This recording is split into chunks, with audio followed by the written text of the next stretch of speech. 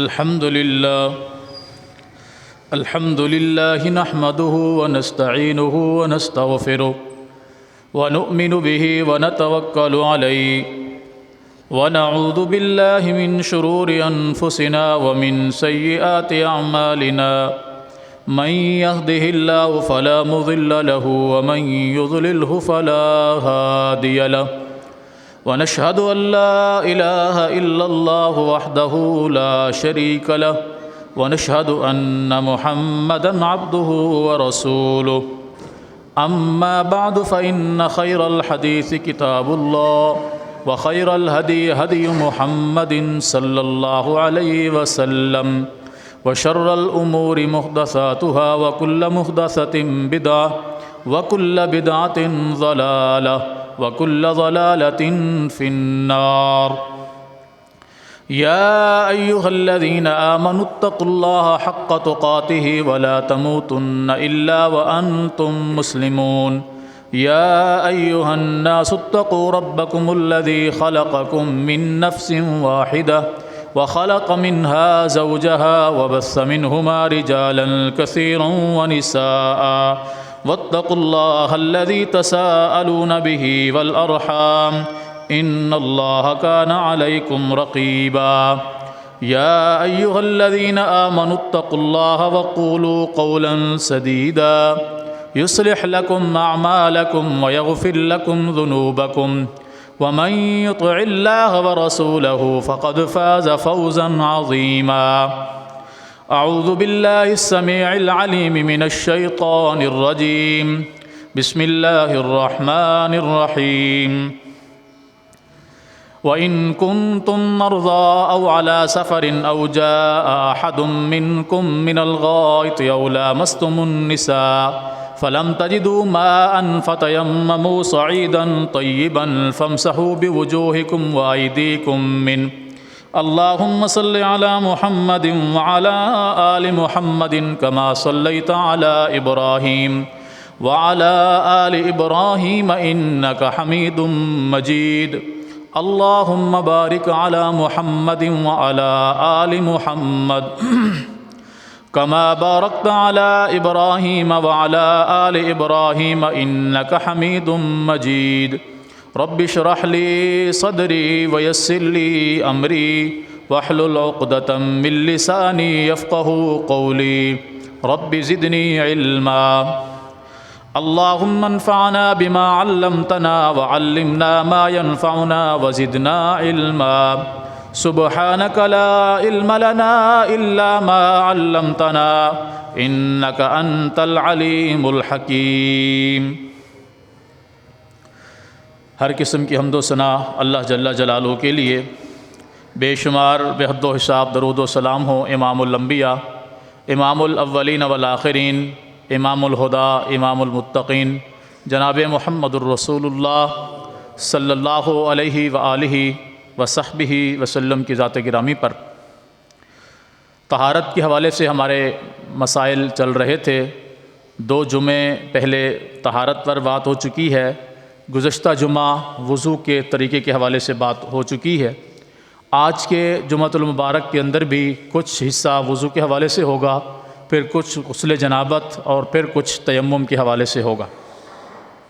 وضو کے حوالے سے اس کا طریقہ مکمل بیان ہو چکا ہے، 2-4 چیزیں اس کے اندر مزید ایڈ کرنی ہیں۔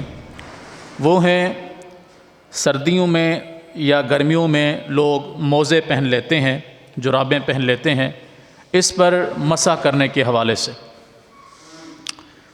رسول اللہ صلی اللہ علیہ وسلم جب وضو فرما لیتے تو پھر آپ موزے پہنتے، تو جب آپ موزے پہنتے تو پھر آپ ان کے اوپر مسح کرتے تھے۔ حضرت انس رضی اللہ تعالی عنہ بیان فرماتے ہیں، میں نے رسول اللہ صلی اللہ علیہ وسلم کو وضو کروایا تو جب پاؤں دھونے کی باری آئی تو میں آپ کے پاؤں کی طرف لپکا کہ میں آپ کے موزے مبارک اتاروں تاکہ آپ اپنے پاؤں کو دھو سکیں، تو آپ نے فرمایا ان کو چھوڑ دو، میں نے ان کو وضو کرنے کے بعد پہنا تھا، میں نے ان کو وضو کرنے کے بعد پہنا تھا۔ تو اگر کوئی شخص وضو کرنے کے بعد موزے پہنے گا، پھر وہ اگلے وضو کے وقت جب وہ وضو کرے گا تو اس وقت وہ باقی سارا وضو مکمل کرے گا. جب پاؤں دھونے کی باری آئے گی تو وہ پاؤں کے اوپر سے مسح کر لے گا, موزوں کے اوپر مسح کر لے گا, پھر اس کو موزے اتارنے کی ضرورت نہیں ہے. موزے دو طرح کے ہیں, ایک موزہ ہے جو چمڑے وغیرہ کا بنتا ہے, ایک ہے موٹے کپڑے سے, موٹی اون سے بنا ہوا موزہ, جراب بھی اس کو کہتے ہیں, اور ایک ہے کہ عام کپڑے سے بنا ہوا موزہ جسے ہم عام طور پہ جراب کہتے ہیں. ٹھیک ہے نا. تین طرح کی چیزیں ہیں, ایک ہے کہ چمڑا اور کپڑا مکس ہو, ایک ہے کہ خالص کپڑا یعنی کسی بھی دھاگے سے وہ بنا ہوا ہو, اور ایک ہے کہ وہ خالص چمڑے سے بنا ہوا ہو. یہ تین طرح کے موزے ہیں, ان تینوں کے اوپر مسح کرنا ثابت ہے رسول اللہ صلی اللہ علیہ وسلم کے اصحاب سے اور آپ صلی اللہ علیہ وسلم سے. آپ نے موزوں کے اوپر مسح کیا, آپ کے اصحاب سے جرابوں کے اوپر مسح کرنا ثابت ہے. تو لہٰذا وضو کر کے جب پہنے جائیں گے تو پھر اگلے وضو کے وقت پاؤں نہیں دھوئے جائیں گے, بلکہ پاؤں کے اوپر پہنے ہوئے موزوں کے اوپر مسح کیا جائے گا. اس میں ایک چیز یہ ذہن میں رکھیں کہ یہ مسح کتنے دن تک کر سکتے ہیں. اس میں یہ ہے کہ جو مقیم ہے, جیسے ہم لوگ اپنے علاقے میں رہتے ہیں, جو بندہ جس علاقے میں رہتا ہے اسے مقیم کہا جاتا ہے. تو مقیم آدمی ایک دن اور ایک رات موضوع کے اوپر مسح کر سکتا ہے. مثلا جیسے ابھی ظہر کا وقت ہے, جمعے کا وقت ہے, تو جمعہ کے لیے جن ساتھیوں نے وضو کر لیا انہوں نے موزے پہن لیے, میں نے بھی موزے پہنے ہوئے ہیں. اب میں اس کے بعد جو وضو کروں گا وہ نماز کے لیے وضو کروں یا ویسے میں وضو کروں, تو میں کیا کروں گا, ان کے اوپر مسح کروں گا. کب تک؟ کل ظہر تک. کل ظہر کے وقت میں ان کو اتار دوں گا. کل ظہر کے وقت میں ان کو اتار دوں گا, میرا ایک دن ایک رات پوری ہو جائے گی. ویسے بھی میں جس وقت اتارنا چاہوں منع نہیں ہے, جب اتاروں گا تو پھر جب وضو کریں گے تو پھر پاؤں دھونے پڑیں گے. موزے جب تک آپ نے پہنے ہوئے ہیں ایک دن ایک رات مقیم آدمی ان پر مسح کر سکتا ہے. اگر وہ ایک دن یا ایک رات کے اندر کسی بھی وقت موزے اتار دیتا ہے تو اب اس کا موزے کا حکم ختم ہو جائے گا. اب جب یہ وضو کرے گا تو اپنے پاؤں دھوئے گا, پاؤں دھونے کے بعد پھر موزہ پہن لیا, پھر وہاں سے اس کا ٹائم سٹارٹ ہو جائے گا. بات سمجھ میں آئی؟ وضو کر کے پہنیں گے تو پھر ایک دن ایک رات تک آپ ان پر مسح کر سکتے ہیں. لیکن اگر اس دوران آپ نے موزے اتار دیے تو پھر وہ مسح کرنے کا حکم ختم ہو جائے گا, پھر آپ پاؤں دھوئیں گے. اس کے بعد پھر جب موزہ پہنیں گے پھر وہاں سے آپ کا ایک دن اور ایک رات کا ٹائم سٹارٹ ہوگا. یہ نہیں ہے کہ ابھی میں نے ظہر میں وضو کیا, میں نے موزے پہن لیے تو لہٰذا میں مغرب میں اتار دیتا ہوں, تو مغرب کے بعد مغرب کے وقت وضو کرتے وقت میں پاؤں نہ دھوؤں, مسح کر لوں. نہیں, میں پاؤں دھوؤں گا. اچھا میں نے پاؤں دھوئے, پھر میں نے موزے پہن لیے, اب میں کہوں میں نے ظہر کے وقت پہنے تھے تو لہٰذا کل ظہر تک میرا ٹائم ختم ہوگا. نہیں, کیونکہ میں نے جب موزے اتارے پھر وضو کیا پھر میں نے موزے پہنے, اس وقت سے میرا آگے 24 گھنٹے کا ٹائم سٹارٹ ہوگا. اور مسافر آدمی کے لیے 3 دن اور 3 راتیں 72 گھنٹے. مسافر آدمی کے لیے 3 دن اور 3 رات تک اجازت ہے, وہ موضوع پر مسح کر سکتا ہے. اس دوران وہ جب بھی موزے اتارے گا وہ پھر اپنے پاؤں دھوئے گا وضو کے وقت, پھر وہ پہنے گا تو پھر وہاں سے اس کا ٹائم آگے شروع ہوگا. اور مسح کرنے کا طریقہ یہ ہے کہ آپ نے سارا وضو کر لیا, سر کا مسح کر لیا, سر کا مسح کرنے کے بعد پاؤں دھونے کی باری آئی ہے تو آپ ہاتھ گیلا کریں اور پاؤں کے اوپر اس طرح پھیر لیں, اور اسی طرح بائیں پاؤں کے اوپر پھیر لیں بس. اچھا, عقل یہ کہتی ہے کہ پاؤں کا نیچے کا حصہ خراب ہوتا ہے. جب ہم چلتے ہیں ہمارا کون سا استعمال ہوتا ہے؟ پاؤں کا نیچے والا حصہ. تو موزے بھی خراب کہاں سے ہوتے ہیں؟ نیچے سے خراب ہوتے ہیں. عقل یہ کہتی ہے کہ مسح نیچے سے کرنا چاہیے. جیسا کہ بعض اپنے آپ کو مسلمان کہنے والے دونوں طرف مسح کرتے ہیں, اوپر سے بھی مسح کرتے ہیں نیچے سے بھی مسح کرتے ہیں. وہ کہتے ہیں کہ پاؤں چونکہ نیچے سے استعمال ہوتا ہے تو لہٰذا مسح نیچے سے کیا جائے گا. تو یہ بات حضرت علی رضی اللہ تعالیٰ عنہ سے پوچھی گئی. کسی بات کے حوالے سے انہوں نے جو ہے وہ کسی نے سوال کیا کہ آپ یہ بات ایسے کر رہے ہیں, عقل میں تو ایسا نہیں آتا, عقل تو اس کو قبول نہیں کرتی. تو حضرت علی رضی اللہ تعالیٰ عنہ نے فرمایا کہ اگر دین عقل کے مطابق ہوتا کہ جیسے عقل چاہے ویسے دین چلے تو پھر تو یہی بات ہے کہ مسح کرتے وقت پاؤں کے نیچے سے مسح کیا جائے، یہ زیادہ بہتر ہے پاؤں کے اوپر مسح کرنے سے۔ یہ جامع ترمذی کے اندر حدیث ہے۔ فرمایا کہ اگر عقل کو دیکھا جاتا، دین عقل کے مطابق ہوتا، عموماً دین فطرت کے مطابق ہے، عقل کے مطابق ہے، لیکن بعض بندے اپنی عقل کو زیادہ لڑانے کی کوشش کرتے ہیں کہ جیسے میں سوچ رہا ہوں دین ویسے ہونا چاہیے۔ دین فطرت کے مطابق ہے اور فطرت میں عقل شامل ہے، لیکن اس عقل کو پھر مزید اس کی گہرائی کو استعمال کرتے وقت پھر بندہ کہے جی میں ایسے چاہتا ہوں، ایسے ہونا چاہیے، اس کی عقل میں ایسے آ رہا ہے، ایسے ہونا چاہیے، تو وہاں اس کی اجازت نہیں ہے، وہاں دین کی اصل کو دیکھا جائے گا۔ تو سیدنا علی المرتضیٰ رضی اللہ تعالیٰ فرماتے ہیں کہ اگر عقل کو دیکھا جاتا، رائے کو دیکھا جاتا، سوچ کو دیکھا جاتا، تو پھر تو بات تمہاری ٹھیک ہے کہ پاؤں کے اوپر سے مسح کرنے کی بجائے نیچے سے مسح کیا جاتا، لیکن میں نے رسول اللہ صلی اللہ علیہ وسلم کو دیکھا کہ آپ نے پاؤں کے اوپر مسح کیا ہے، لہذا دین پاؤں کے اوپر مسح کرنے کا نام ہے، پاؤں کے نیچے مسح کرنے کا نام نہیں۔ عقل تو یہی کہتی ہے کہ پاؤں نیچے سے خراب ہوا، لیکن شریعت کیا کہتی ہے؟ مسح اوپر سے کیا حضور نے، تو لہٰذا ہمارے لیے شریعت کیا ہے کہ ہم اوپر سے مسح کریں گے۔ جو شخص اوپر سے بھی مسح کر لے، نیچے سے بھی مسح کر لے، اس نے اپنے وضو کے اندر زیادتی کی ہے، اس نے سنت کی مخالفت کی ہے۔ جو بندہ نیچے سے مسح کرے، اوپر سے مسح نہ کرے، تو اس نے بھی سنت کی مخالفت کی ہے، اس نے وضو ہی نہیں کیا ہے۔ تو شریعت کیا کہتی ہے کہ مسح اوپر سے کیا جائے گا۔ اسی طرح پچھلے جمعے میں نے سر کا مسح کرنے کے حوالے سے بھی بتایا تھا کہ پگڑی اگر باندھی ہوئی ہے تو مسح اوپر سے کر لیں۔ اس کا بھی یہی طریقہ ہے کہ اگر آپ نے وضو کر کے پگڑی باندھی ہے، وضو کر کے پگڑی باندھی ہے، تو پھر اگلے وضو کے وقت آپ پگڑی کے اوپر سے بھی مسح کر سکتے ہیں، چاہیں تو اتار دیں، چاہیں تو اوپر سے مسح کر سکتے ہیں۔ لیکن اگر پہلی دفعہ پگڑی باندھی ہے تو پھر آپ وضو کرتے وقت اس کو اتاریں گے، سر کا مسح کریں گے، پھر آپ پگڑی باندھیں گے۔ یہاں تک بات سمجھ میں آ گئی؟ اب اس کے بعد ہم چلتے ہیں غسل کی طرف۔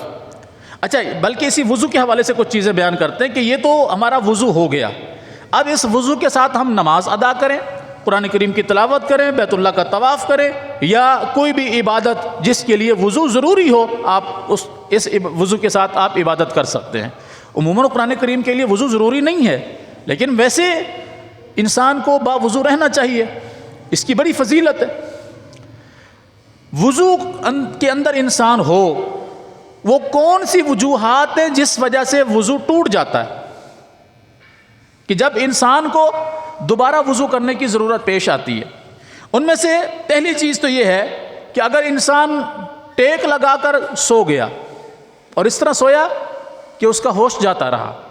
ایک ہے کہ ویسے بندے نے ٹیک لگایا ہوتا ہے، آنکھیں بند کی ہوئی ہوتی ہیں، وہ سو نہیں رہا ہوتا، جیسے انسان بیٹھے بیٹھے تھوڑی دیر کے لیے آنکھیں بند کر لیتا ہے، تو اسی طرح اگر ٹیک لگا کے اس نے آنکھیں بند کی ہوئی ہیں اور سو نہیں رہا، اس سے وضو نہیں ٹوٹے گا۔ وہ سو گیا، بھلے اس کو کچھ لمحے کی بھی نیند آ گئی، نیند جب آتی ہے تو انسان کا ہوش جاتا رہتا ہے، اس کو نیند کہتے ہیں۔ جب نیند آتی ہے تو انسان کا ہوش چلا جاتا ہے، اس کو نیند کہتے ہیں۔ تو یہ دو صورتوں میں اگر انسان کرے گا تو اس کا وضو ٹوٹ جائے گا۔ نمبر ایک، اگر اس نے ٹیک لگا کر نیند کر لی، اس کا وضو ختم ہو جائے گا، اسے اب وضو کرنا پڑے گا نماز کے لیے۔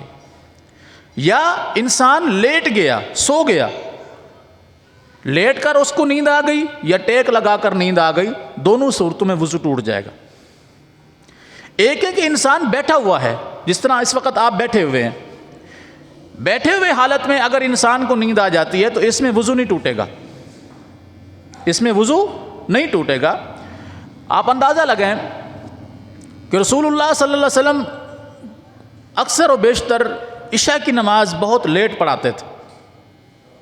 آپ جب دیکھتے کہ لوگ جمع ہو گئے ہیں، آپ آ جاتے، نماز پڑھا دیتے، دیکھتے کہ لوگ ابھی کم ہیں، ابھی آ رہے ہیں، ابھی آ رہے ہیں، پھر آپ تھوڑا دیر سے آتے۔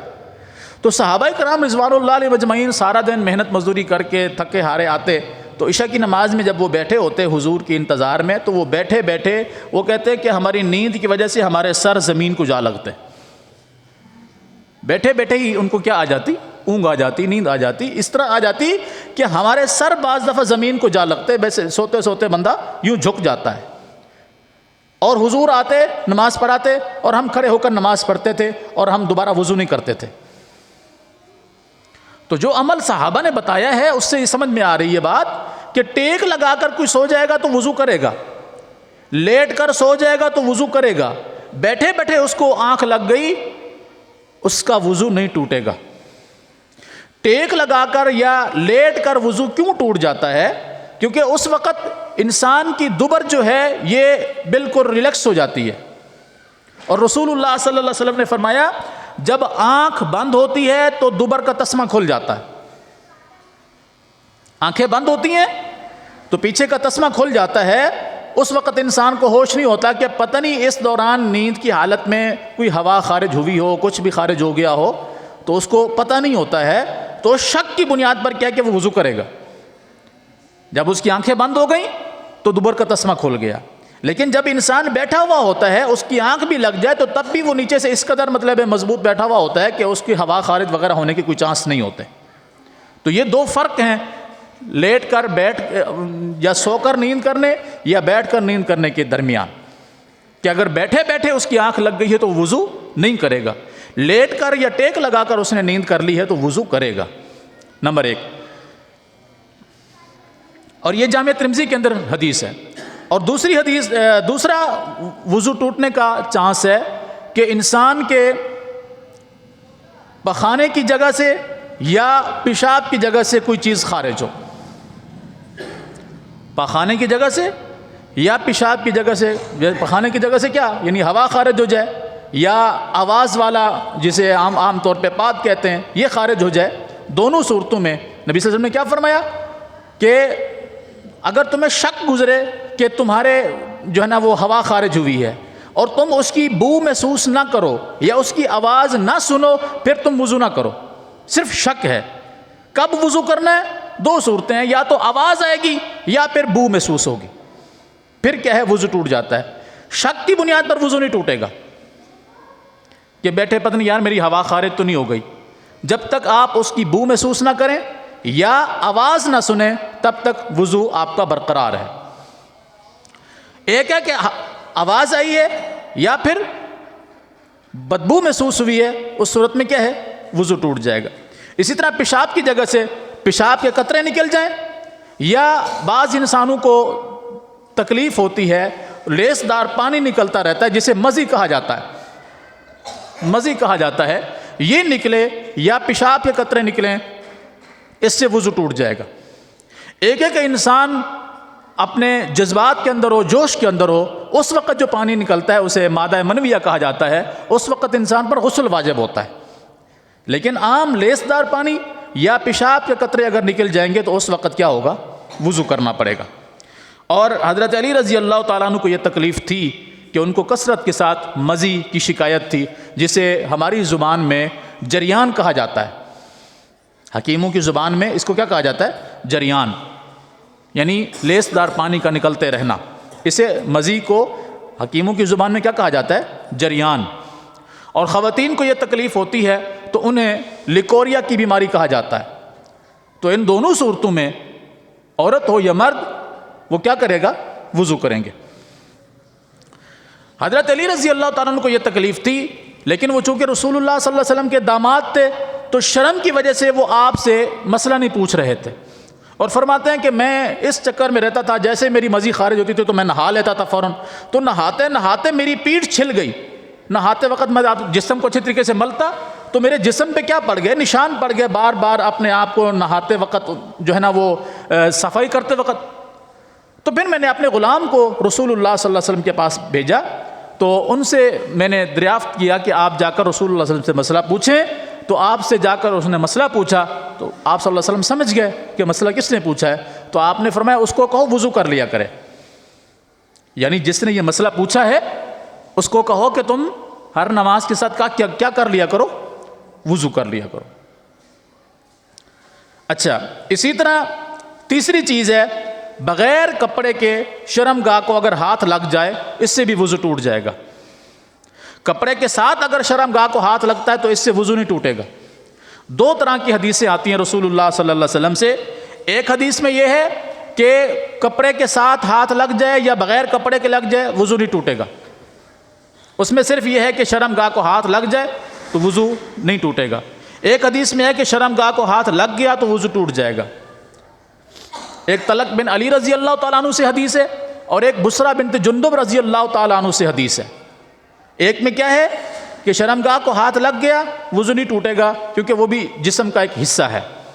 اور ایک حدیث میں ہے کہ شرمگاہ کو ہاتھ لگ گیا تو وضو ٹوٹ جائے گا. ان دونوں حدیثیں صحیح ہیں, سند کے حساب سے بھی, الفاظ اور متن کے حساب سے بھی. جب دونوں حدیثیں ایک دوسرے کے مخالف آ رہی ہوں تو اس میں اس کا حل نکالا جاتا ہے, اس کو تطبیق کہا جاتا ہے. پہلے یہ دیکھا جائے گا کہ پہلے والی حدیث کون سی ہے, بعد کی کون سی ہے. آیا ایسا تو نہیں ہے کہ پہلے والا حکم ختم ہو گیا دوسرا حکم جاری ہوگا؟ اگر ایسا نہ ہو پھر دیکھا جائے گا, اور بھی بہت ساری وجوہات ہیں, پھر دیکھا جائے گا کہ ان کے درمیان کیا حل نکالا جائے گا. تو حل اس کا یہ ہے کہ اگر شرمگاہ کو کپڑے کے بغیر ہاتھ لگ گیا وضو ٹوٹ جائے گا, وضو دوبارہ کرنا پڑے گا. اور اگر شرمگاہ کو ہاتھ کپڑے کے ساتھ لگ گیا پھر اس سے وضو نہیں ٹوٹے گا. سنن ابو داؤد کے اندر حدیث ہے کہ شرمگاہ کو اگر ہاتھ لگ جائے تو وضو ٹوٹ جائے گا. وہی حدیث جس میں ہے کہ شرمگاہ کو ہاتھ لگنے سے وضو ٹوٹ جاتا ہے, مطلب کپڑے کے بغیر لگ جائے تو ٹوٹ جائے گا وضو, کپڑے کے ساتھ لگے تو نہیں ٹوٹے گا. اور چوتھی چیز ہے اونٹ کا گوشت اگر انسان کھا لے تو اس سے وضو ٹوٹ جاتا ہے. رسول اللہ صلی اللہ علیہ وسلم سے صحابی نے پوچھا, اللہ کے رسول صلی اللہ علیہ وسلم میں اگر بکری کا گوشت کھاؤں تو کیا میں وضو کروں؟ آپ نے فرمایا نہیں. اس نے کہا اگر میں گائے کا گوشت کھاؤں تو کیا میں وضو کروں؟ آپ نے فرمایا چاہو تو کر لو چاہو تو نہ کرو, یعنی اختیار ہے. اس نے کہا اگر میں اونٹ کا گوشت کھاؤں تو آپ نے فرمایا پھر تم وضو کرو, پھر تم وضو کرو. اب اونٹ کا گوشت کھانے پر وضو کیوں کرنا ہے؟ رسول اللہ صلی اللہ علیہ وسلم نے اس کی وضاحت نہیں فرمائی, بس آپ نے فرما دیا وضو کرو تو مطلب وضو کرو. مفسرین محدثین نے کئی ایک وجوہات بیان کی ہیں, وہ گوشت سخت ہوتا ہے, پکنے میں بہت دیر لگتا ہے, آگ پر زیادہ پکتا ہے, ایسا ویسا, یہ سارے ان کے اپنے جو ہے اس پر تفسیریں ہیں, ان کے اقوال ہیں. رسول اللہ صلی اللہ علیہ وسلم نے کوئی وجہ بیان نہیں کی, فرمایا اونٹ کا گوشت کھاؤ وضو کرو تو ہمارے لیے اتنا ہی کافی ہے. تو ہم عموماً اونٹ کے گوشت میں کیا پسند کرتے ہیں؟ نہاری شریف. کیا خیال ہے؟ نہاری بنتی کس کی ہے مزے کی؟ اونٹ کے گوشت کی. تو لہذا وہ نہاری کھائیں یا کچھ بھی کھائیں, اونٹ کا گوشت کھا لیا تو وضو کرنا پڑے گا. اونٹ کا گوشت نہیں کھایا ہے, گائے کا گوشت کھا لیا, بکری کا گوشت کھا لیا, باقی کسی چھوٹے موٹے جانور کا گوشت کھا لیا تو اس سے وضو نہیں ٹوٹے گا. تو اونٹ کا گوشت کھانا نواقض وضو میں سے ہے, اس سے وضو ٹوٹ جاتا ہے. اسی طرح سبیلین میں سے کچھ بھی خارج ہو, وہ میں شروع میں عرض کر چکا ہوں کہ پیشاب یا پخانے کی جگہ میں سے کچھ بھی خارج ہوگا تو اس سے وضو ٹوٹ جائے گا. یہ کچھ اسباب ہیں جن سے وضو ٹوٹ جاتا ہے. لیٹ کر یا ٹیک لگا کر سونا, اسی طرح جو ہے مزی کا خارج ہونا, اسی طرح بغیر کپڑے کے شرمگاہ کو ہاتھ لگانا, یا اونٹ کا گوشت کھانا, یا دونوں جگہوں میں سے کسی بھی چیز کا خارج ہونا, ان سب چیزوں سے وضو ٹوٹ جاتا ہے. یہ وضو اور نواقض وضو کے مسائل تھے. امید ہے انشاءاللہ یہاں تک آپ سمجھ گئے ہوں گے. اگر پھر بھی کوئی مسئلہ سمجھ میں نہ آئے تو آپ بعد میں پوچھ سکتے ہیں, باقی آپ کی مرضی ہے. جیسے آج اذان ہوئی ہے تو کوئی بھی مسجد میں نہیں تھا ایک دو ساتھیوں کے علاوہ. بھلا آپ بادشاہ لوگ ہیں, تو وہی میں اکثر کہا کرتا ہوں, میرے دوست بھی کہتے ہیں قاری صاحب یہ جملہ آپ بڑا بار بار کہتے ہیں, صحیح آپ کی مرضی ہے. کیا خیال؟ تو آپ کی مرضی ہے بھائی, آپ بادشاہ لوگ ہیں, آپ جلدی ہیں یا لیٹ ہیں تو کیا کہہ سکتے ہیں آپ لوگوں کو. اس کے بعد آتے ہیں ہم غسل جنابت کی طرف. غسل جنابت دو شکلوں میں ہوتا ہے. ایک ہے کہ میاں بیوی مل لیں تو اس سے غسل واجب ہو جاتا ہے, بھلے اس دوران وہ جو ہے مکمل ریلیکس ہوئے ہوں یا نہ ہوئے ہوں, دونوں نے مل لیا تو اس سے وضو ٹوٹ جائے گا. اس کی وجہ سے غسل واجب ہو جائے گا, غسل کرنا پڑے گا. نمبر دو, جوان مرد ہے یا عورت ہے, وہ لیٹ گیا اور خواب کی حالت میں جیسے اسے احتلام کی شکل کوئی بن گئی اس طرح، تو اس سے بھی غسل ٹوٹ جاتا ہے، غسل کرنا پڑے گا۔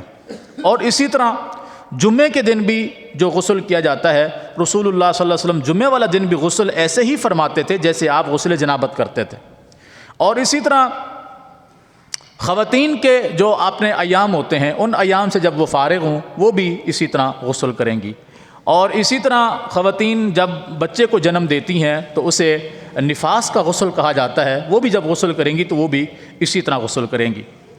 تو یہ مسئلے صرف مردوں کے لیے نہیں ہیں، خواتین کے لیے بھی ہیں۔ میں اس لیے آپ احباب سے بار بار گزارش کرتا ہوں کہ جب آپ جمعہ کے لیے آتے ہیں تو اپنی خواتین کو ساتھ لائیں، بہن بیٹیوں کو ساتھ لائیں، تاکہ وہ مسائل سنیں، کیونکہ ہم عموماً اپنے گھر میں یہ مسئلے نہیں بیان کرتے، نہ ہمیں پتہ ہوتا ہے۔ تو دین سیکھنا صرف مردوں کے لیے ضروری نہیں ہے، خواتین کے لیے بھی ضروری ہے۔ کیا خیال ہے؟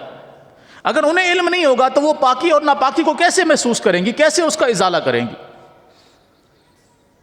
ناپاکی کی حالت میں غسل کیسے کریں گی، وہ وضو کیسے کریں گی، وہ اپنے آپ کو پاک کیسے کریں گی؟ کیونکہ ہم تو خود بھی نہیں جانتے کہ کیسے کرنا ہے، تو ہم ان کو خاک سمجھائیں گے۔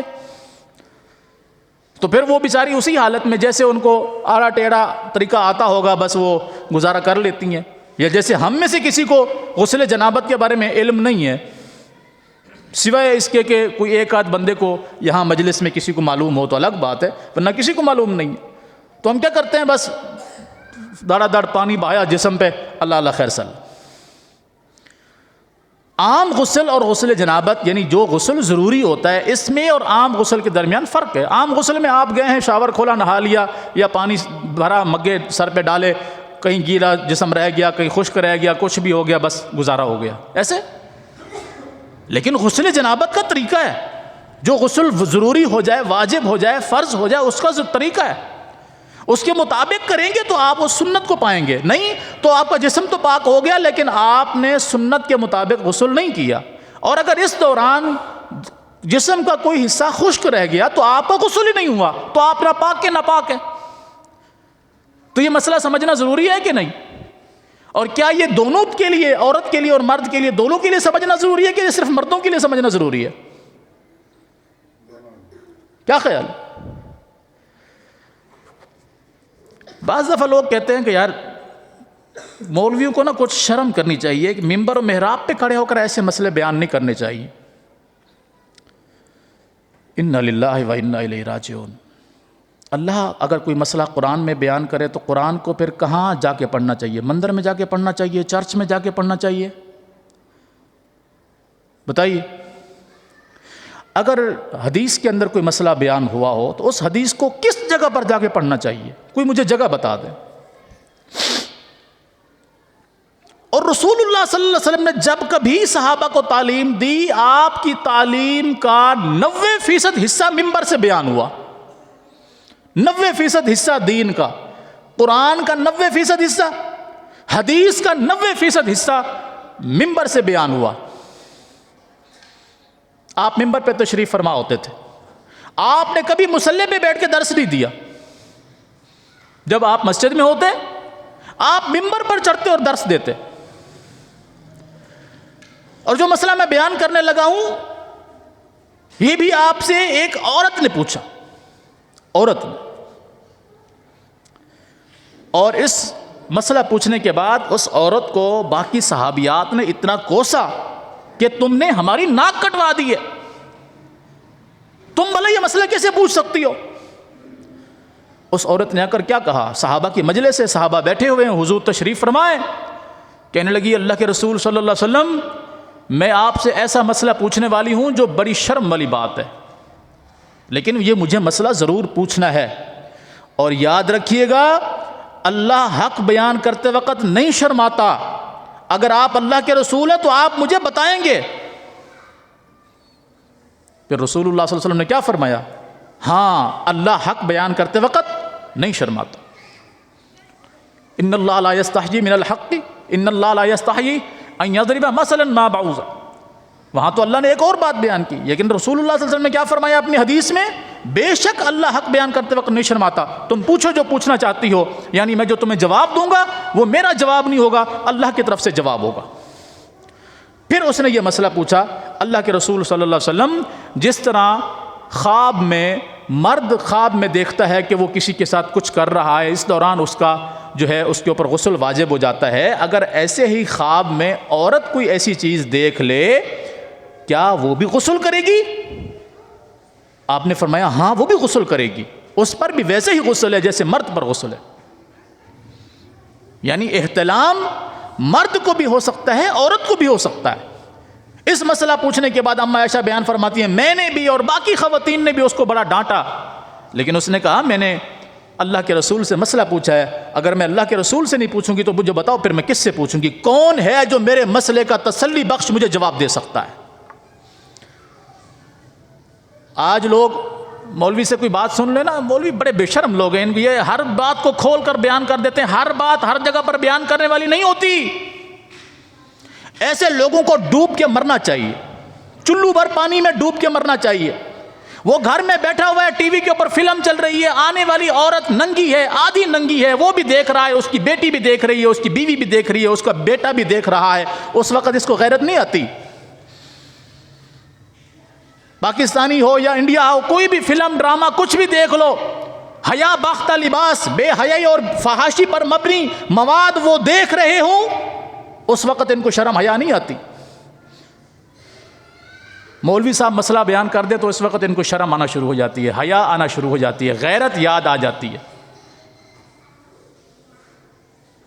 تھوڑی دیر پہلے وہ گھر میں بیٹھا ہوا تھا، وہ بھی دیکھ رہا تھا، بیٹیاں بھی دیکھ رہی تھیں، بیٹے بھی دیکھ رہے تھے، جو کچھ چل رہا تھا سارے دیکھ رہے تھے، سارے مزے کر رہے تھے، کسی کو غیرت نہیں آ رہی تھی۔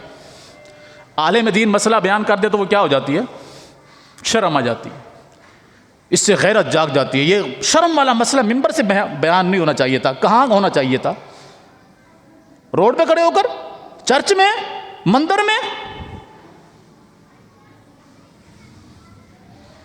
میں نے بتایا ہے کہ 90% دین ممبر و محراب سے بیان ہوا ہے، 10% دین کبھی آپ جنگ میں ہیں، کبھی باہر سفر میں ہیں، کبھی کسی حالت میں ہیں تو آپ نے پر جیسے وہی نازل ہوئی آپ نے لوگوں کو مسئلہ بیان کر دیا، ورنہ 90% دین کہاں بیان ہوا؟ ممبر و محراب سے۔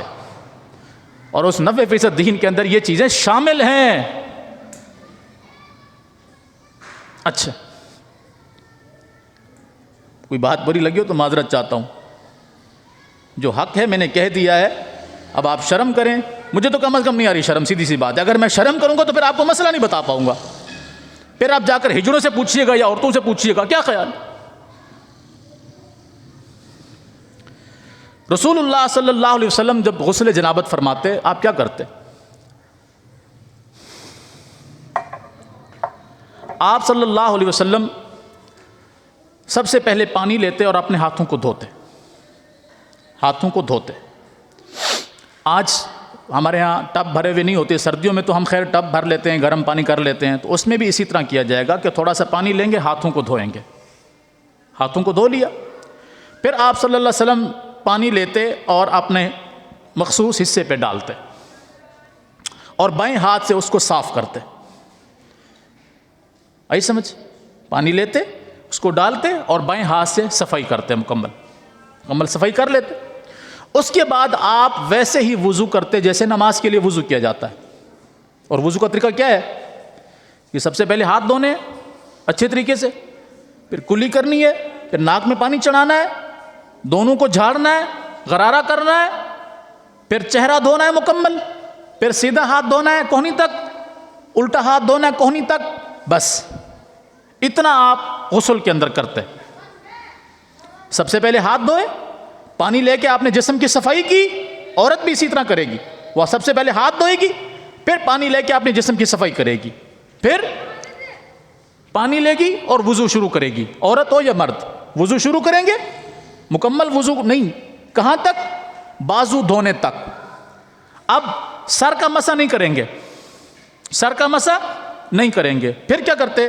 پھر آپ صلی اللہ علیہ وسلم یوں 3 لپ پانی کے اٹھاتے اور سر میں ڈالتے، ایک لپ ڈالا، اچھے طریقے سے سر کو ملا حتیٰ کہ بالکل سر کو تر کر دیا، پھر دوسرا لپ پانی کا لیتے، پھر آپ سر پہ ڈالتے اور پھر اچھے طریقے سے اس کو ملتے، پھر تیسرا لب پانی کا لیتے، سر پہ ڈالتے اور پھر اچھی طریقے سے ملتے۔ جب 3 چلو آپ بھر کے پانی کے سر پہ ڈالیں گے تو انشاءاللہ سر خشک نہیں رہ سکتا، خشک نہیں رہ سکتا۔ پھر آپ صلی اللہ علیہ وسلم پانی لیتے، اپنے دائیں طرف بہاتے، دائیں طرف پورے حصے کو دھو لیتے۔ پھر آپ پانی لیتے، اپنے بائیں طرف بہاتے اور پورے حصے کو دھو لیتے۔ پھر آپ صلی اللہ علیہ وسلم پانی لیتے، پورے جسم پر ڈالتے، یعنی سینٹر میں ڈالتے، وہ دونوں طرف سے بہہ جاتا، اور اچھے طریقے سے آپ اپنے جسم کو ساتھ ساتھ مل رہے ہوتے تھے۔ پانی ڈالا، ساتھ ساتھ ملتے رہیں تاکہ خشک نہ رہے۔ سردیوں میں عموماً ہم پانی سے ڈرتے ہیں تو ہمارے جسم عموماً خشک رہ جاتا ہے، خشک رہ گیا تو غسل جنابت غسل نہیں ہوگا، ناپاک رہیں گے۔ اچھے طریقے سے ملیں، پانی ڈالیں، اس کو ملیں، صاف کریں، دوسری طرف پانی ڈالیں، ملیں، صاف کریں، پھر پانی ڈالیں، پورے جسم پر بہائیں، اور پھر آپ صلی اللہ علیہ وسلم اس جگہ سے تھوڑا سا ہٹ کر اپنے پاؤں کو دھوتے تھے۔ سر کا مسح کیوں نہیں کیا؟ کیونکہ وہ آلریڈی 3 لپیں پانی کی سر پہ ڈال کر اچھے طریقے سے سر کو دھو لیا گیا ہے، لہٰذا یہاں مسح کی ضرورت نہیں۔ اب کیا کرتے آپ سائڈ پہ ہو کر اپنے پاؤں دھو لیتے، پہلے دایاں پاؤں، وہی جیسے وضو میں دھویا جاتا ہے، پھر بایاں پاؤں دھو لیتے، یہ آپ کا غسل بھی ہو جاتا، یہ آپ کا وضو بھی ہو جاتا۔ اب اسی وضو کے ساتھ غسل تو ہو گیا، وضو بھی ساتھ ہو گیا، اسی وضو کے ساتھ آپ نماز پڑھتے یا نماز پڑھاتے۔ اب آپ سوال کر سکتے ہیں یہاں پر کہ آپ نے ابھی مسئلہ بیان کیا کہ شرمگاہ کو ہاتھ لگ گیا بغیر کپڑے کے تو وضو ٹوٹ جائے گا، ابھی میں نے نواقض وضو میں یہ مسئلہ بیان کیا کہ نہیں؟ اس کا جواب یہ ہے کہ آپ نے غسل شروع کرنے سے پہلے ہی اپنے مخصوص حصے کو دھو لیا تھا۔ غسل کے ابتدا میں ہی عورت ہو یا مرد وہ اپنے جسم کی صفائی کر لے گی، تو جب جسم کی صفائی ہوگی دوبارہ اس کو دھونے کی ضرورت ہے نہیں ہے۔ جب دوبارہ دھونے کی ضرورت نہیں ہے تو وضو نہیں ٹوٹے گا، جب دوبارہ دھویا نہیں، اس کو چھوا نہیں تو وضو نہیں ٹوٹا۔ ہاں اس کو چھو لیا ہے تو وہ ایک الگ بات، لیکن یہ کہ اس سے آپ کا غسل مکمل ہو گیا، آپ غسل اسی طرح کریں گے۔ یہ طریقہ ہے غسل کا رسول اللہ صلی اللہ علیہ وسلم کا، عورتوں کے لیے بھی اور مردوں کے لیے بھی۔ میاں بیوی اکٹھے بھی غسل کر سکتے ہیں۔ حضرت میمونہ رضی اللہ تعالیٰ عنہ بیان فرماتی ہیں، حضور کی بیوی ہیں، ہماری ماں ہیں، وہ ماں کے بچوں، یہ ماں مسئلہ بیان کر رہی ہے۔ اب بھی اگر کسی کو شرم آئی ہے نا کہ یہ مسئلہ مولوی نے بیان کیا ہے، مولوی نے بیان نہیں کیا ہے، ہم سب کی ماں نے مسئلہ بیان کیا ہے، اور ماؤں میں سے بھی کس ماں نے؟ سیدہ میمونہ رضی اللہ تعالیٰ عنہ بیان فرماتی ہے۔ اللہ اکبر کبیرہ۔ اب آپ مجھے جو مرضی کہیں، مجھے ٹینشن نہیں ہے، ویسے بھی اللہ کا شکر ہے عادی ہو چکے ہیں یہ باتیں سن سن کر۔ آپ فرماتی ہیں رسول اللہ صلی اللہ علیہ وسلم مجھ سے ملے، ہمارے پاس ایک ہی ٹب تھا جس کے اندر پانی تھا، تو میں نے اس میں سے غسل کر لیا۔ جب رسول اللہ صلی اللہ علیہ وسلم اس پانی کو استعمال کرنے لگے تو میں نے کہا اللہ کے رسول صلی اللہ علیہ وسلم یہ پانی میں استعمال کر چکی ہوں پہلے، تو آپ نے فرمایا اس سے کیا ہوتا ہے، تمہارے پانی استعمال کرنے سے پانی ناپاک ہو گیا۔ اللہ اکبر کبیر۔ جس سے بات سمجھ میں آتی ہے کہ دونوں کٹھے نہائیں تب بھی ٹھیک ہے، یعنی وہ اپنے جسم پہ پانی ڈال رہا ہے، وہ اپنے جسم پہ پانی ڈال رہی ہے، تب بھی کوئی حرج نہیں ہے۔ لیکن اگر ایک نے پہلے نہا لیا، پانی بچ گیا، تو دوسرا اس سے نہا سکتا ہے۔ مرد پہلے نہا لے تو عورت اس غسل پانی سے، بچے ہوئے پانی سے غسل کر سکتی ہے، عورت پہلے نہا لے تو مرد اس پانی سے غسل کر سکتا ہے۔ یہ ام المؤمنین میمونہ، سیدہ میمونہ رضی اللہ تعالیٰ عنہ مسئلہ بیان فرما رہی ہے۔ اور اسی طرح کے مسائل دیگر امہات المومنین سے، ہماری دوسری ماؤں سے بھی یہ مسئلہ اسی طرح معلوم ہے۔ یہ غسل جنابت ہے۔ آپ جمعے والے دن بھی یہی غسل فرماتے تھے، ایسے ہی غسل فرماتے تھے۔ عید کے وقت بھی، عیدین کے لیے بھی جب آپ غسل فرماتے ایسے ہی غسل فرماتے تھے، اور جب آپ پر غسل ضروری ہو جاتا تھا تب بھی آپ ایسے ہی غسل فرماتے تھے۔ خواتین کے لیے ان کے پاس 3 آپشن ہیں۔ نمبر 1 وہی جو غسل جنابت ہے، نمبر 2 وہ اپنے مخصوص ایام سے فارغ ہوں گی، نمبر 3 وہ بچے کے پیدائش کے بعد نفاس سے فارغ ہوں گی، تب بھی وہ اسی طرح غسل کریں گی۔ یہ غسل کا طریقہ ہے جو اللہ کے قرآن اور محمد مصطفیٰ کے فرمان میں موجود ہے۔ کوئی شک، کوئی پریشانی، کوئی مسئلہ سمجھ نہ آئے، آپ تسلی سے پوچھ سکتے ہیں۔ اور یہاں آخری بات ایک بیان کرتے ہیں جو آج کا اس موضوع کو مکمل کر دے گی، وہ یہ ہے کہ اگر غسل انسان پر واجب ہو جائے اور پانی میسر نہ ہو، پانی میسر نہ ہو، یا اسی طرح انسان نے وضو کرنا ہے اور پانی میسر نہ ہو، ایک نمبر دو، دوسری کنڈیشن یہ ہے پانی میسر ہے لیکن وہ اتنا ہے کہ اگر اسے وضو کیا جاتا ہے یا غسل کیا جاتا ہے تو پینے کے لیے نہیں بچے گا، پینے کے لیے نہیں بچے گا۔ نمبر تین، پانی موجود ہے، پینے کے لیے بھی موجود ہے، وافر مقدار میں موجود ہے، لیکن انسان کسی ایسی بیماری کے اندر مبتلا ہے کہ اگر وہ اس پانی سے وضو کر لے گا یا اس سے نہا لے گا تو وہ بیمار، اس کی بیماری بڑھ جائے گی۔ یہ آیت ہے جو میں نے تلاوت کی ہے خطبے کے اندر، وَإِن كُنتُم مَرْضَىٰ أَوْ عَلَىٰ سَفَرٍ أَوْ جَاءَ أَحَدٌ مِّنكُم مِّنَ الْغَائِطِ أَوْ لَامَسْتُمُ النِّسَاءَ، اگر تم مریض ہو یا تم سفر کی حالت میں ہو یا تم میں سے کوئی قضائے حاجت کر کے واپس آیا ہے، پیشاب پخانہ کر کے آیا ہے، یا تم میں سے کسی نے اپنی بیوی کو چھو لیا ہے اور اب تمہارے پاس پانی موجود نہیں ہے تو کیا کرو؟ فَتَيَمَّمُوا صَعِيدًا طَيِّبًا، پھر پاک مٹی کے ساتھ تیمم کرو، پاک مٹی کے ساتھ تیمم کرو۔ تو کتنی کنڈیشنیں ہو گئیں؟ نمبر ایک، سفر کے اندر آپ ہیں، پانی تھوڑا ہے، پئیں گے تو وضو کے لیے نہیں بچے گا، وضو کریں گے تو پینے کے لیے نہیں بچے گا، یا پھر آپ سفر کے اندر نہیں ہیں، گھر میں ہیں لیکن پانی اس قدر ہے کہ آپ کو استعمال کرنے سے بیماری کے بڑھنے کا خدشہ ہے، تو قرآن نے سب سے پہلے کیا کہا؟ وَإِن كُنتُم مَرْضَىٰ، اگر تم مریض ہو۔ یہاں مریض سے مراد وہ نہیں ہے کہ ابھی ٹھنڈ ہے تو لہٰذا ٹھنڈ میں غسل کرنا کیسے ہوگا، اگر ٹھنڈ میں میاں بیوی مل سکتے ہیں تو غسل بھی کر سکتے ہیں، یہ بہانہ نہیں ہے۔ بہانہ یہ کہ انسان کسی ایسی مرض کے اندر مبتلا ہے جہاں اس کے لیے پانی استعمال کرنا صحیح نہیں ہے۔ مثال کے طور پر رسول اللہ صلی اللہ علیہ وسلم کے دو صحابہ سفر کے اندر تھے، تو راستے میں ایک صحابی کو اس پر غسل واجب ہو گیا، رات کو سوئے، آرام کرنے کے لیے سوئے تو ان پر غسل واجب ہو گیا۔ اب وہ صحابی کچھ دیر پہلے سواری سے گرے تھے اور ان کا سر پھٹ گیا تھا، سر پھٹ گیا ہے، سر پہ پٹی باندھی ہوئی ہے، یعنی بڑا زخم ہے، اور ادھر سے کیا ہو گیا؟ غسل بھی ان کے اوپر واجب ہو گیا۔ اب کیا کریں بھائی؟ اب انہوں نے صرف یہی مسئلہ سن رکھا تھا کہ غسل کرنا ہے، غسل کرنا ہے، تو انہوں نے نہا لیا، سردیوں کا موسم تھا، پانی ٹھنڈا تھا، یا پانی سر پہ ڈالا تو وہ زخم بڑھ گیا، اسی زخم سے ان کی موت واقع ہو گئی، اسی بیماری کی وجہ سے پانی استعمال کرنے کے بعد ان کی موت واقع ہو گئی۔ رسول اللہ صلی اللہ علیہ وسلم کو بتایا گیا، آپ نے فرمایا اس کے لیے کافی تھا کہ وہ تیمم کر لیتا، اس کے لیے کافی تھا وہ تیمم کر لیتا۔ پھر تیمم کا طریقہ بیان کرتا ہوں انشاءاللہ۔ اور ایک اور صحابی ہیں جو سفر کی حالت میں تھے تو ان کے اوپر بھی غسل واجب ہو گیا، پانی میسر نہیں تھا، تو انہوں نے سن رکھا کہ تیمم کرنا ہے، لیکن تیمم کیسے کرنا ہے یہ ان کو معلوم نہیں تھا، تو وہ کہتے ہیں میں نے کیا کیا، میں نے اپنے آپ کو مٹی کے اوپر لٹا دیا اور یوں میں الٹیاں پلٹیاں کھانے لگا کہ میرے سارے جسم کو مٹی لگ جائے۔ اور صحابی اس حدیث میں حمار کا لفظ استعمال کرتے ہیں، کبھی آپ گاؤں دیہات میں دیکھیں یا اس طرف لہری کی سائڈ پہ چلے جائیں، جو لوگ گدھے پالتے ہیں تو گدھا کیا کرتا ہے، اس کو مٹی کے اندر آپ چھوڑیں، یا گھوڑے کو، خچر کو آپ مٹی کے اندر چھوڑیں تو وہ مٹی کے اندر اپنے سارے جسم کو جب تک الٹی پلتی نہ کھائے اس کو سکون نہیں آتا۔ صحابی یہ لفظ استعمال کرتے ہیں اپنے لیے کہ میں نے ایسے اپنے آپ کو مٹی کے اندر لوٹ پوٹ کیا جیسے گدھا اپنے آپ کو لوٹ پوٹ کرتا ہے، یعنی میں نے اپنے سارے جسم پہ مٹی ملنے کی کوشش کی کہ میرا کوئی حصہ خالی نہ رہ جائے۔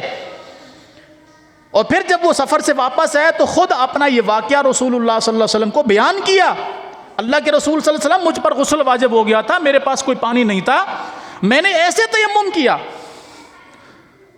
حضور مسکرائے اس کی اس بات کو سن کر، جب انہوں نے کہا نا کہ میں نے ایسے کیا جیسے گدھا ایسے کرتا ہے، میں نے اپنے جسم کو ایسے ایسے کیا، تو حضور آپ نے اس بات کو سن کر تبسم فرمایا، آپ مسکرائے۔ پھر آپ نے فرمایا تمہارے لیے کافی تھا کہ تم ایسے کرتے۔ آپ کیسے کرتے؟ آپ صلی اللہ علیہ وسلم نے زمین پر یوں ہاتھ مارا، فرمایا تمہارے لیے کیا کافی تھا کہ تم ایسے کرتے؟ اب تیمم کا طریقہ بیان ہو رہا ہے، توجہ سے دیکھ لیجئے گا، سن لیجئے گا۔ آپ نے فرمایا تم کیا کرتے؟ ایسے کرتے، یہ مٹی پہ آپ نے ایسے ہاتھ مارا، پھر آپ نے اپنے ہاتھ کو یوں جھاڑا، پھر آپ نے کیا کیا؟ آپ نے چہرے مبارک پہ یوں ہاتھ پھیرا اور یوں پھیرا، یوں پھیرا، فرمایا تم اتنا کر لیتے تمہارے لیے کافی تھا۔ یہ تیمم کا طریقہ ہے۔ اسی حالت میں اگر انسان پر غسل واجب ہو، جیسے اس صحابی کے ساتھ ہوا تھا جنہوں نے نہا لیا تھا، اور قرآن نے کیا کہا؟ اگر تم ایسے مرض کے اندر مبتلا ہو کہ جہاں پانی استعمال کرنا تمہارے لیے کیا ہو، وبال جان، بیماری کے بڑھنے کا خدشہ، اس صورت میں بھی تم کیا کرو؟ تیمم کر لو۔ تو تیمم کا طریقہ یہی ہے، غسل واجب ہوگا، ایسے تیمم کریں گے غسل کا معاملہ ختم ہو جائے گا۔ وضو کرنا ہے تب بھی یہی تیمم ہوگا، وضو کا معاملہ ختم ہو جائے گا۔ ایک ہی طریقہ ہے، غسل کے لیے بھی وہی طریقہ ہے، تیمم کے لیے بھی وہی طریقہ ہے، یعنی وضو کے لیے بھی وہی طریقہ ہے اور غسل کے لیے بھی وہی طریقہ ہے۔ غسل واجب ہو جائے تب بھی ایسے تیمم کریں گے آپ پاک ہو جائیں گے، وضو کرنا ہوگا ایسے ہی تیمم کریں گے اور پاک ہو جائیں گے۔ وہ کیا ہے کہ مٹی کے اوپر ہاتھ ماریں اور پھر اس ہاتھ کو جھاڑ لیں، جھاڑنے کے بعد چہرے پر پھیر لیں اور الٹے ہاتھ کو سیدھے پہ، سیدھے کو الٹے پر پھیر لیں، بس یہ وضو ہو گیا، یہ تیمم ہو گیا، یہ آپ کا غسل ہو گیا۔ لوگ جو تیمم بیان کرتے ہیں کہ مٹی ہاتھ پہ ماریں، اس کو جھاڑیں اچھی طریقے سے، پھر چہرے پر ماریں، پھر مٹی ہاتھ زمین پر ماریں، پھر اس کو جھاڑیں، پھر سیدھے ہاتھ کو ماریں، الٹے ہاتھ کو ماریں، پھر مٹی کے اوپر ہاتھ ماریں، پھر اس کو جھاڑیں، پھر سر کا مسح کریں، پھر مٹی کے اوپر ہاتھ ماریں، پھر اس کو جھاڑیں، پھر سیدھے پاؤں کے اوپر ماریں، پھر الٹے ہاتھ پاؤں کے اوپر ماریں۔ میرے رب ہاتھ میں رب کا قرآن ہے، محمد مصطفیٰ صلی اللہ علیہ وسلم سے یہ طریقہ ثابت نہیں ہے۔ وہی طریقہ ہے جو میں نے بیان کیا، وہی طریقہ ہے۔ ایک حدیث میں 2 دفعہ مارنے کا حکم آتا ہے، لیکن وہ حدیث سند کے حساب سے ضعیف ہے کہ آپ نے ایک دفعہ ہاتھ مارا مٹی پہ، اس کو جھاڑا، اپنے چہرے پر پھیر لیا، پھر مٹی پہ ہاتھ مارا، پھر اس کو جھاڑا، اپنے ہاتھوں پر پھیر لیا، لیکن یہ حدیث سند کے حساب سے رسول اللہ صلی اللہ علیہ وسلم تک نہیں پہنچتی۔ اور ایک ہی حدیث ہے تیمم کے حوالے سے جو اتھینٹک ہے، وہ یہ ہے کہ آپ نے مٹی کے اوپر ہاتھ مارا، اپنے ہاتھوں کو جھاڑا اور اپنے چہرے پر پھیر لیا، الٹے ہاتھ کو سیدھے پہ، سیدھے کو الٹے پہ، یہاں سے بھی نہیں پھیرنا ہے۔ جو طریقہ حضور بیان فرماتے ہیں وہی دین ہوگا، مولوی کے بتایا ہوا دین نہیں ہوگا۔ ہاتھ کے اوپر ہاتھ پھیر لیں، یہ تیمم ہو جائے گا۔ اس سے اگر غسل واجب تھا، پانی استعمال کرنا مشکل تھا، یا پانی تھا نہیں، اتنا ہے کہ پئیں گے یا نہائیں گے تو پینے کے لیے نہیں بچے گا، وضو کریں گے تو پینے کے لیے نہیں بچے گا، صرف تیمم کرنا ہے، تو یہ طریقہ ہے رسول اللہ صلی اللہ علیہ وسلم کا۔ تو ہمارا آج کا موضوع کمپلیٹ ہو گیا، آپ کے 5-6 منٹ اوپر چلے گئے۔ وضو کا مکمل طریقہ ہم بیان کر چکے ہیں، ویڈیوز کے اندر موجود ہے، مختصراً بھی میں نے ہر جمعے کے اندر اس کا خلاصہ بیان کر دیا ہے۔ غسل کا بھی مکمل طریقہ بیان ہو چکا ہے، جن وجوہات پر غسل لازم ہو جاتا ہے وہ وجہ بھی میں نے بیان کر دی ہے، جس وجہ سے وضو ٹوٹ جاتا ہے وہ بھی میں نے بیان کر دیا ہے، ساتھ میں تیمم کا طریقہ بھی بیان کر دیا ہے۔ اور اللہ کا لاکھ لاکھ شکر ہے، اللہ اس بات پر گواہ ہے کہ میں نے وہ مسائل آپ کے سامنے بیان کیے جو محمد مصطفیٰ صلی اللہ علیہ وسلم نے بیان کیے تھے، یا آپ کے صحابہ نے آپ سے مسئلے بیان کیے، ان میں سے کوئی ایک مسئلہ بھی میری طرف سے یا میری جماعت، میرے مسلک، میرے قوم برادری کی طرف سے نہیں ہے۔ اور اس بات کی ذمہ داری ہے میری یہاں بھی اور قیامت کے دن بھی، آپ میرا گریبان پکڑ لیجئے گا۔ آپ نہ سیکھیں، آپ نہ عمل کریں، آپ کی ٹینشن ہے، میری نہیں ہے۔ اللہ اپنے پیغمبر کو فرما رہا ہے، فذکر انما انت مذکر، حضور آپ ان کو نصیحت کیجئے، آپ کا کام صرف نصیحت کرنا ہے، لست علیہم بمسیطر، آپ کو ان پر عمل کرانے کے لیے زبردستی نہیں مقرر کیا گیا کہ یہ ایسے کریں، کیوں نہیں کر رہے، آپ بتا دیں، بس بتانا کافی ہے، عمل کرنا نہ کرنا ان کی ٹینشن ہے۔ تو میں نے اسی طریقے کو مد نظر رکھتے ہوئے سارے مسائل بیان کیا الحمدللہ۔ کوئی مسئلہ آپ کو سمجھ نہ آئے آپ پوچھ سکتے ہیں، انشاءاللہ اس کا تسلی بخش جواب، جب تک آپ مطمئن نہیں ہوں گے میری جان نہ چھوڑیے گا۔ ہاں آپ نہ پوچھیں، اسی طرح شرماتے رہیں جس طرح میں نے دوران خطبہ بیان کیا ہے کہ علماء کے اوپر لوگ کیوں انگلیاں اٹھاتے ہیں، کسی بھی مولوی کے اوپر. یار مولویوں کو شرم نہیں آتی ایسے مسئلے بیان کرتے ہیں تو بھائی پھر کون بیان کرے گا؟ پھر سڑک میں کھڑے ہو کر تاڑی بجانے والوں سے مسئلہ بیان کر لیا کرنا. اللہ نے تمام انبیاء کو مرد بنایا، ہجڑا کسی کو نہیں بنایا، تو مردوں نے ہی مسئلے بیان کیے ہیں اپنی امت کو. پھر اس دین کو بیان کرنے والے سارے صحابہ، ہر نبی کے امتی سارے مرد تھے، کچھ خواتین تھیں، انہوں نے مسئلے بیان کیے. تو دین کس سے سیکھنا ہے پھر آپ نے؟ ناچ گانا کرنے والوں سے؟ کیا خیال ہے؟ یا ان سے جو نہ ان میں سے ہے نہ ان میں سے ہے؟ خدا کے لیے اپنے دماغ کو تھوڑا سا وسیع کیجئے. اللہ کے لیے اپنے آپ کو تھوڑا سا سدھارنے کی کوشش کیجئے. یہ دین ہم سب کے لیے ہے، کسی کے باپ کا نہیں ہے، ہم سب کے لیے یہ دین ہے.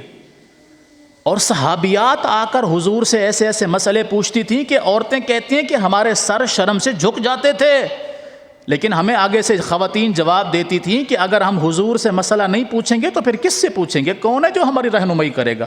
کیونکہ سب کو معلوم تھا کہ جب پیغمبر اکرم موجود ہوں تو پھر کسی اور کی مجال نہیں ہے. اور مسئلہ پوچھتے وقت اگر آپ کو جواب دینے والا اللہ کے قرآن سے کوئی آیت پیش کرے یا محمد مصطفیٰ کے فرمان سے حدیث پیش کرے، پھر چونکہ چنانچہ اگرچہ مگرچہ کی گنجائش نہیں ہے.